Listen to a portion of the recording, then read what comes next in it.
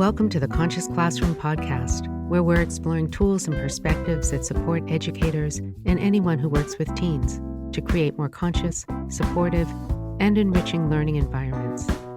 I'm your host, Amy Edelstein, and I'll be sharing transformative insights and easy-to-implement classroom supports that are all drawn from mindful awareness and systems thinking. The themes we'll discuss are designed to improve your own joy and fulfillment in your work and increase your impact on the world we share. Let's get on with this next episode.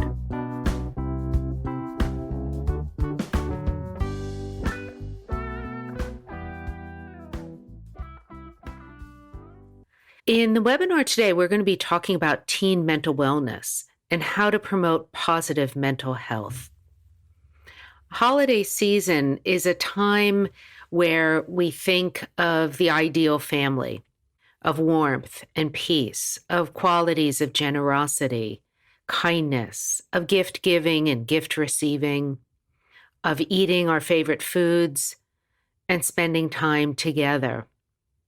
They're beautiful sentiments that occur during the holiday season, and people really do turn their minds and attentions towards connection and love and togetherness.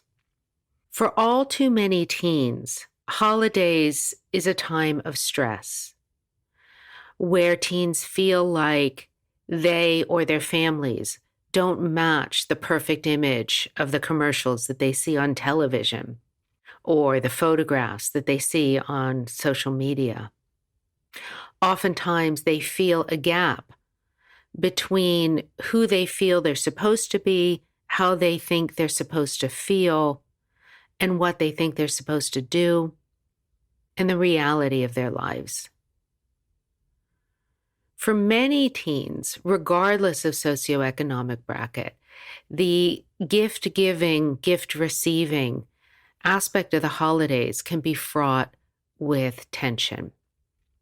Whether it's a family of means, where gifts replace emotion, or a family of lack, where essentials aren't covered and parents or guardians feel the tension of poverty. These concerns weigh on kids. And even though teens rebel against authority, they appreciate the structures of school. They come to school. They have a routine. They know when they're going to eat and what they're going to eat and where they're going to eat. They know where they're supposed to be. All of the free time and lack of boundaries that occur around the holidays can produce anxiety in teens who, one, aren't used to being on their own for long periods, and two, aren't disciplined enough to be able to create positive and wholesome activities. Also, as we've seen, is parents, for better and for worse, may be overly protective of their teens, so it's harder for teens to socialize when they're not at school. It's harder for them to see their friends. How do we work with them? How do we help them cultivate groundedness? How do we help them turn their attention towards the deeper values that this holiday season points to and turn them away from the sugar rushes of too many sweets and the adrenaline rushes of too many video games? During this time, the presence of a stable and grounded adult or mentor who can help give teens positive activities is really important. And it can make all the difference from teens slipping away to do something that they shouldn't be doing, whether it's drugs or alcohol or sex or indulgence online. You can be involved with the teens in your life, whether you're a teacher or a parent, through some of the mindful awareness practices that we've been doing over these months and recommending over these months, or that you can find on the Inner Strength website, innerstrengthfoundation.net, under the Teen tab. There's an audio library and a video library where there are positive and wholesome activities that teens can turn their minds to, that can keep them occupied and give them a little bit of structure. One of the practices, of course, which we talked about last month, is the love and kindness, sending good wishes to oneself and to another. We're going to do another love and kindness practice towards the end of this webinar. Following on that theme, you can create a challenge, a writing challenge for your teens. If you're a teacher, give them the assignment for over the holidays to keep a gratitude journal and have them write down 5 things that they're grateful for and appreciate about themselves, and 5 things that they're grateful for and appreciate about anything else going on in their lives. You can give them things to think about, things that they're grateful for about themselves, that they're kind, that they're generous, that they care about other people, that they help other people, that they take care of their younger siblings, that they call a friend when they think their friend needs some cheering up. Whatever it is, you give them some ideas for things that you know about these kids that they actually do and things that they can appreciate about themselves. And then have them write 5 things that they're grateful for. It can be for being able to skip down the road, being able to sing a song, being able to dance with their friends, being able to make a card for someone they love, and also things that they're grateful for in their surroundings, that it's a beautiful day, that the sun came out, that they heard a song they love. Find things that you know are within their reach, and then have them write down in their gratitude journal 5 things they appreciate about themselves, 5 things they appreciate about their experience of life and what surrounds them.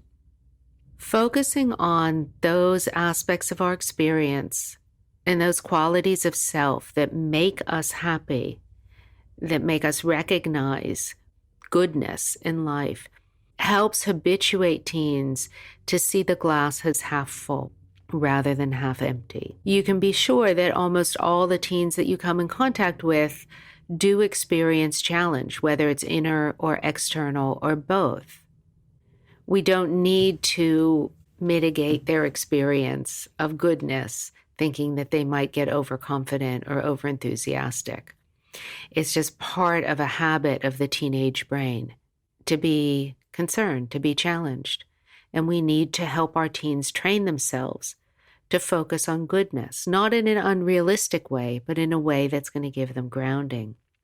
As part of their gratitude journal, you can challenge them to practice an act of kindness towards themselves and towards other people, 1 a day.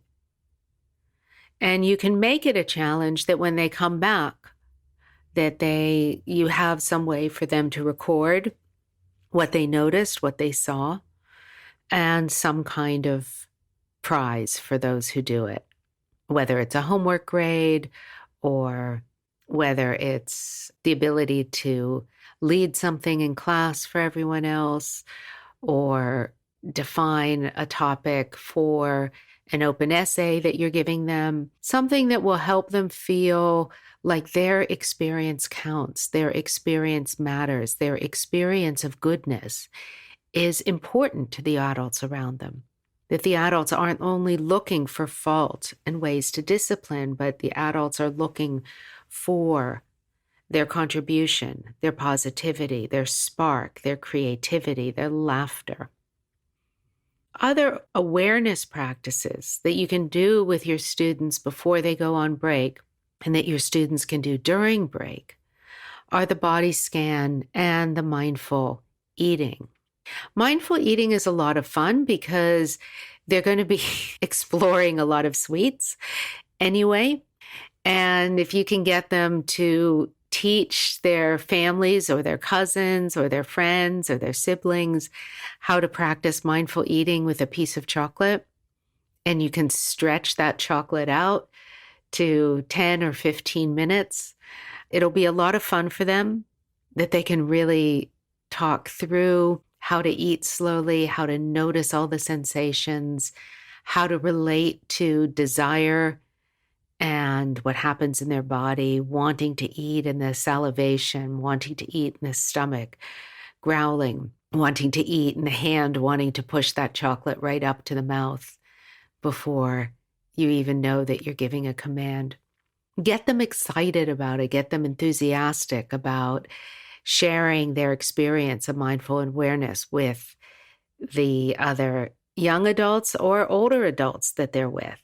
They can do it with the older members of their family and have fun in a way that will make them giggle and make their grandparents giggle and give them something to focus on that slows down the process of consuming one thing after another.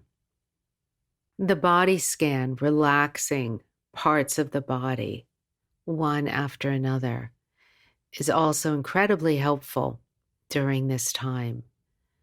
A lot of teens get so ramped up that they can't fall asleep. So they end up playing video games till late or watching YouTube after YouTube or movie after movie in this swirl and haze of consumption and digitization. Letting them go through the body scan, and there's a nice long one in the Inner Strength Teen Library, will help their brains calm down and help them get ready for sleep. Before the holidays, have the teens make themselves their own little checklist. Which are the exercises that they can do, and when could they do them? And whether they keep it on their phone or they write it down and they take a picture of it and make it their background on their phone or somewhere where they see regularly, or they decorate an index card and put it on their mirror or by their bed. Have them in their own handwriting make their own list. What are their go-tos?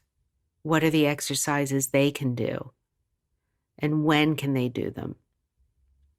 And encourage them that over this time, while they're home and on vacation and out of structure and feeling a little grumpy and out of sorts, to take out that list or turn to that list or pay attention to that list or read it again and do one of the exercises that they know gives them some inner strength and outer stability. If you see a teen that you're working with or that you can in your family, part of your relatives circle, who is talking in a way that seems excessively sad, excessively morose, ask them how they're doing. And if you feel that there is some leaning towards drugs or alcohol or self-harm or suicidal ideation, ask. The research shows that when teens are asked directly, are you hurting yourself? Are you depressed? Are you thinking about suicide? They gives them the opportunity to respond. It gives them an opportunity to articulate and to consider.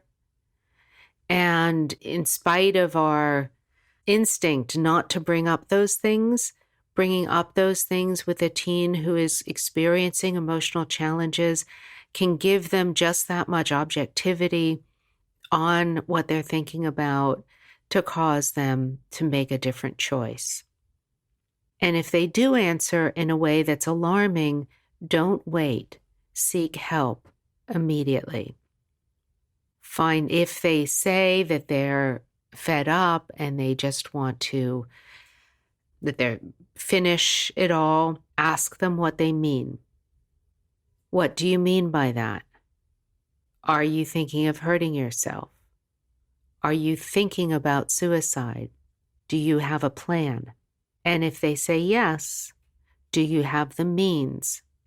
Find out. Find out if they've already taken action and call 911 or call your local suicide hotline. Teens are impulsive. They're risk takers.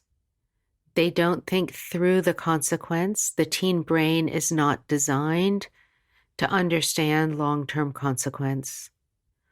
Your own proactiveness, your own calmness, your own lack of fear, even if you're very concerned, your love and ability to connect with them can make the difference between a teen who's considering drugs, considering alcohol, considering self-harm, and one who just wants to talk, or doesn't want to talk but wants to feel seen and heard and connected with. Never underestimate the importance of your own human connection, even with those teens who seem not to give you the time of day, or insult you, or ignore you. Sometimes they don't know what they're doing. Sometimes if they feel a sense of care coming towards them, it causes them to react that way. But stay with them. Keep diverting their attention also towards the positive. And don't hesitate. Your ability to be firm and calm, present and proactive can make all the difference.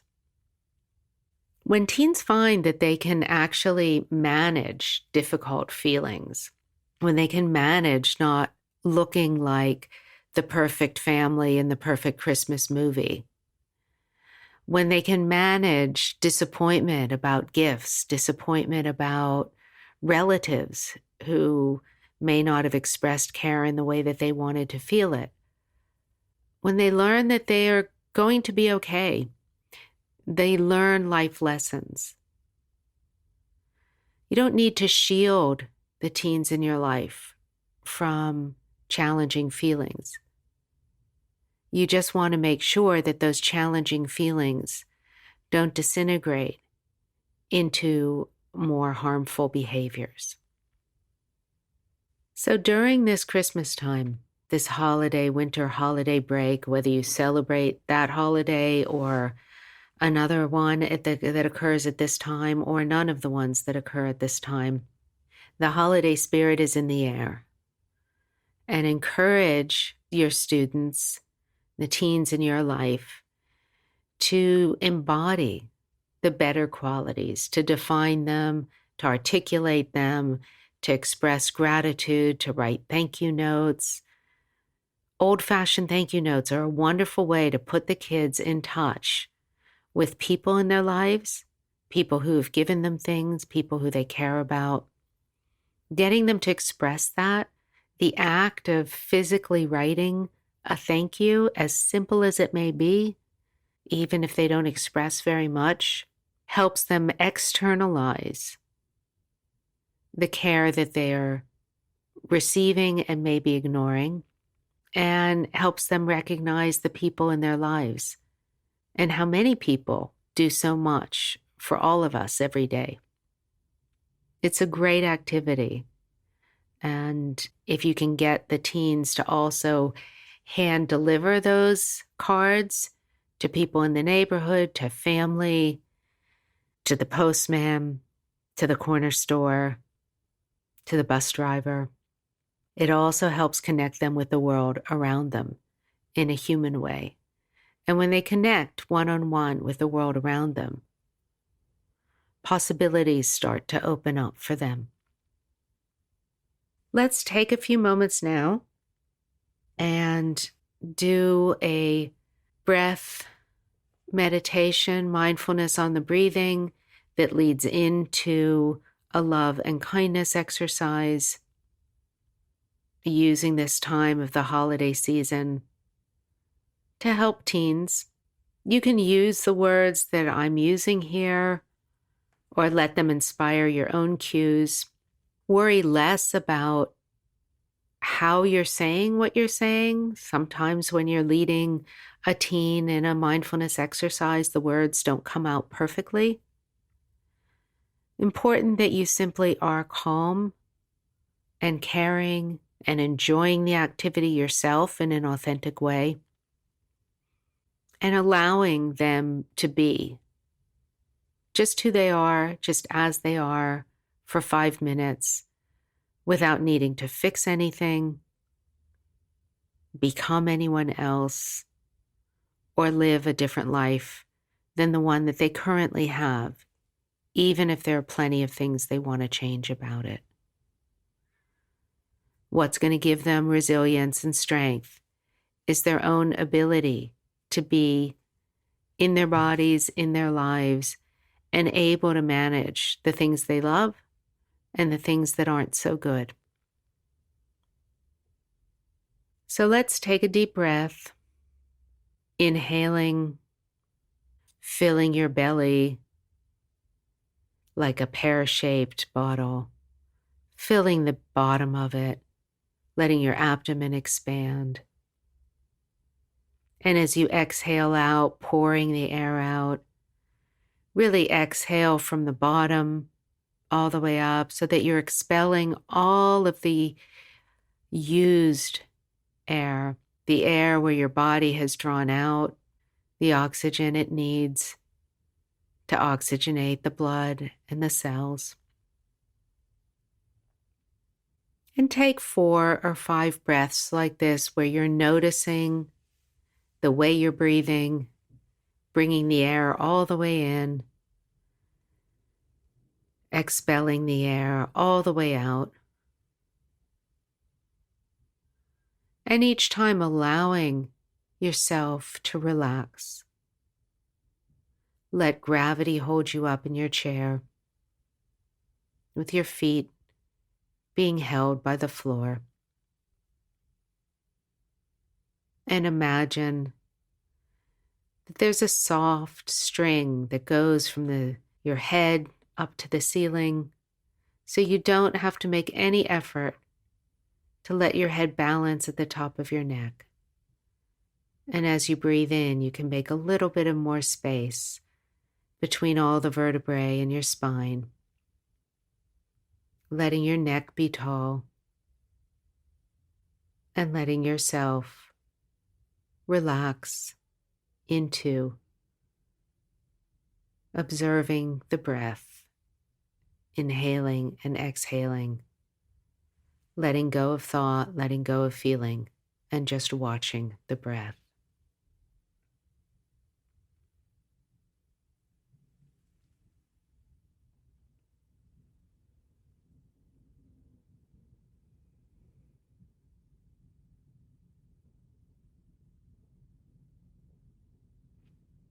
And we'll go for a few minutes so you can allow yourself to just rest into this and melt into the observation on the inhalation and the exhalation.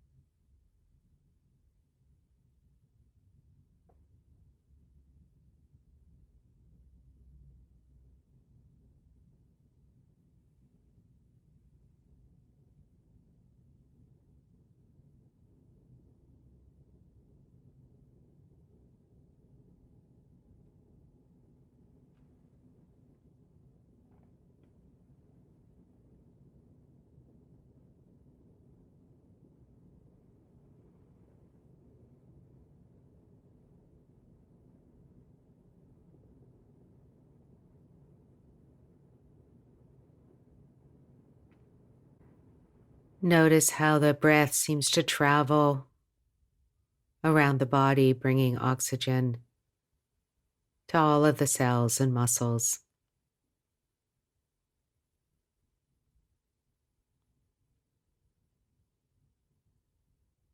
Imagine the toxins in your body being expelled and being replaced by freshly oxygenated air, allowing your spine to rise, creating space where there was compression.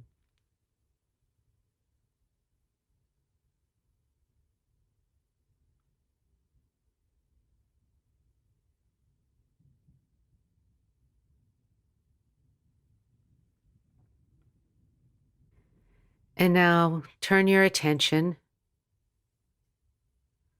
towards the things that you're grateful for today. Thinking of 5 things that happened that you feel appreciative of.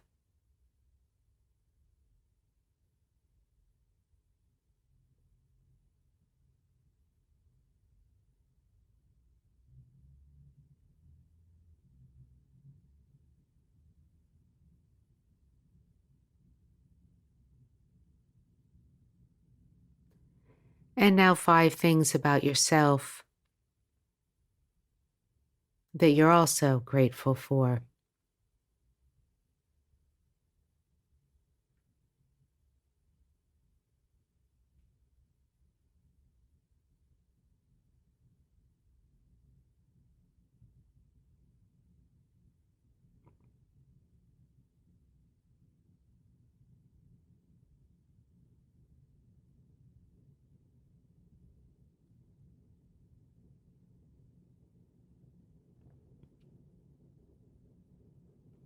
And now bring to mind someone you really care about, or your whole family.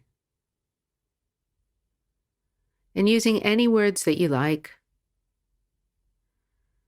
start stretching your own muscles of care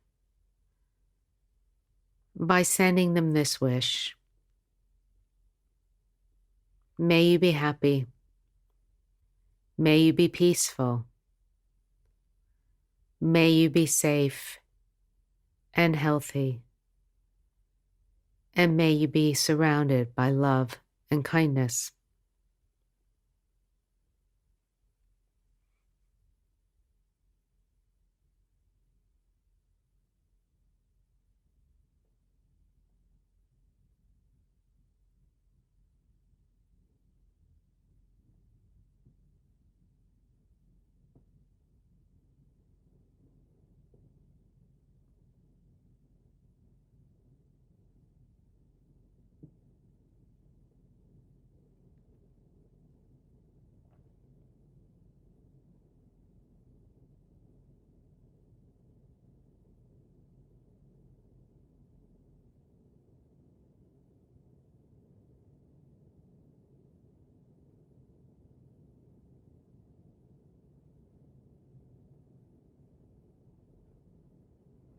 And now picture yourself,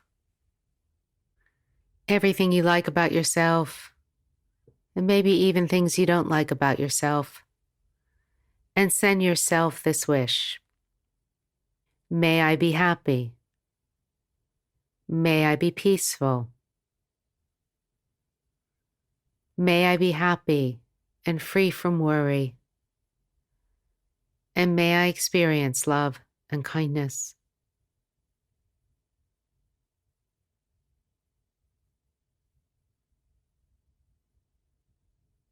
Send yourself joy-filled wishes.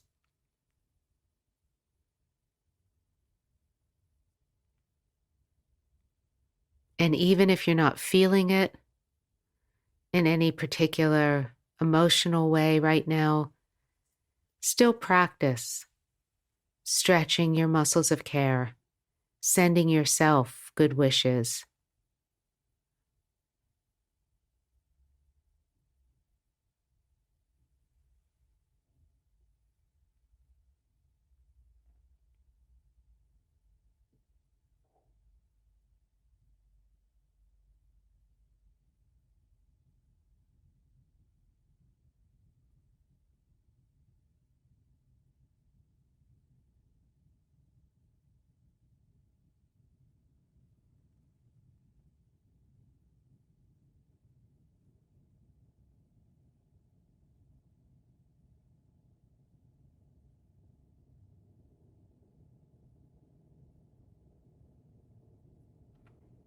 And you can begin to bring your attention back,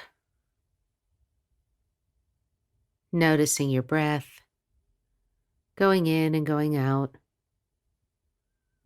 noticing the pressure of your weight on the chair, noticing your hands, the temperature, what they're touching. And you can begin to move your fingers and toes. And open your eyes if they've been closed, and we can finish the exercise.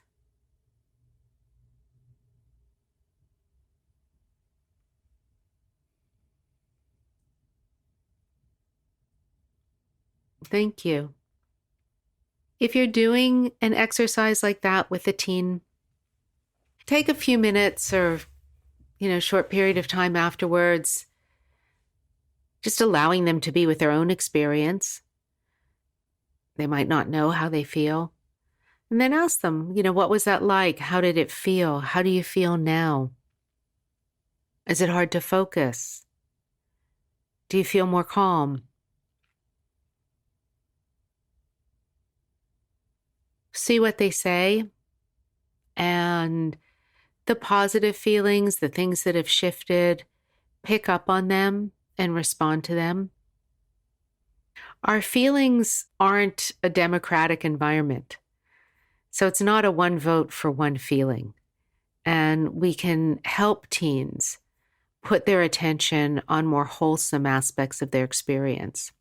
It doesn't mean that they're denying the negative, but it gives them the inner strength and resilience to have the foundation to respond to the negative when they need to. Having a foundation and stability is so very important for teen mental health. The period of adolescence is characterized by constant change, new self-expressions, new self-identities, new ways of seeing the world, and new capacities to interact with more dimensionality with the world. Teens are growing. They're growing in depth. Their brains are growing. Their bodies are growing. Their intellect is growing. Their information is growing, and their skills are growing. Their capacities are growing. It's confusing. It's a wonderful and miraculous and mysterious time because so many things are changing at once. You can help the teens in your life celebrate all those changes. Celebrate the flux rather than being afraid of it. Learn to be on their own. Learn to be quiet. Learn to reflect. Learn to just be curious explorers about their experience. Our culture is habituated to label and identify. And while that's important for medical diagnoses, it's not very useful when we start self-diagnosing or labeling our experience in ways that pigeonhole us into very small boxes. So rather than, I have anxiety, I have depression, I have bipolar disorder, I have ADHD, which is what kids may say, whether an adult or a doctor told them that, or whether they just picked it up, or they self-diagnosed from the internet, or one of their friends had it and they said, oh, I'm the same as you. Better for teens to learn how to just identify the constant movement of their experience. Our feelings are like a current, a river flowing downstream. And if we're standing at the shore watching that river flowing downstream, we are never watching the same water flow. It's always moving. We're always looking at different molecules of hydrogen and oxygen bonded together in a current that's moving. So if they feel sad, maybe they can see how the sadness sometimes feels heavy, sometimes feels light, sometimes feels gray, sometimes feels white, sometimes feels blue, sometimes feels green, sometimes feels quiet, sometimes feels loud. And if you notice it without getting lost in that feeling, it changes all the time. I'm not suggesting that you encourage teens to delve into their feelings. That can sometimes be a rabbit hole that you don't want them to get lost in. But if they say they've been feeling sad for 5 days straight, say, oh, how does that feeling change? Is it sometimes loud? Is it sometimes soft? Be interested. Have a light touch. Get them to be scientists of their experience. Have them gain self-knowledge. Oh, I thought it was one solid experience, but it goes up and down. Oh, I thought it was one intense experience, but sometimes it's quiet and sometimes it's loud. Encourage your teens to become interested in the movement, just like they become interested in the breath going in and the breath going out. There are going to be times for teens to reflect on their experience, and times particularly when they have a caring adult who can help guide them if they're experiencing particularly challenging thoughts. But as a matter of habit, if they can become interested in their experience, in the movement, in the changeability, in what affects it, how if they get cold or hungry or tired, their feelings change in a certain way. Oh, isn't that interesting? It's cause and effect. Get them to be interested from that place of observation, because that place of observation, as a scientist of their experience, they're collecting data, they're learning, they have tools in their hand they can discover, they can work with them. And those tools, whether they're practicing mindful awareness or they're simply in a situation they find challenging, will help them find their own footing. The whole goal of these exercises, of practicing mindful awareness in all of its different forms, is to create inner strength for outer stability. Inner strength and solidity and purpose and trust and confidence, and outer stability to manage all of the changing and challenging circumstances that the teens in our lives might find themselves in. So let's commit to making this holiday season the most sweet and enjoyable and intimate, connected holiday season that we've ever had. Let's do that from the inside out, from making these small connections with the teens in our lives, from helping the students in our classrooms prepare for the time when they're going to be out of structure, helping them learn to focus on the little things that make them happy, and how does that feel, and where does it come from, and does it come from inside, and can they be happy? Even if they know that the world is not perfect, and that they're not perfect, and that everyone around us isn't perfect. But we can find that sense of gratitude and appreciation, openness and curiosity, and calm and resilience within. So I wish each and every one of you a very beautiful holiday season, filled with ease and contentment, generosity of spirit, and optimism. And may you share all of your own optimism and inspiration and enthusiasm with all the teens in your life. Have a very happy holiday season and a very peaceful new year. And I look so much forward to speaking with you in 2019. Thank you for listening to The Conscious Classroom with me, your host, Amy Edelstein. For more information and links, check out the show notes on innerstrengthfoundation.net. And if you enjoy the podcast, leave us a review or subscribe so you don't miss a single episode. See you next time.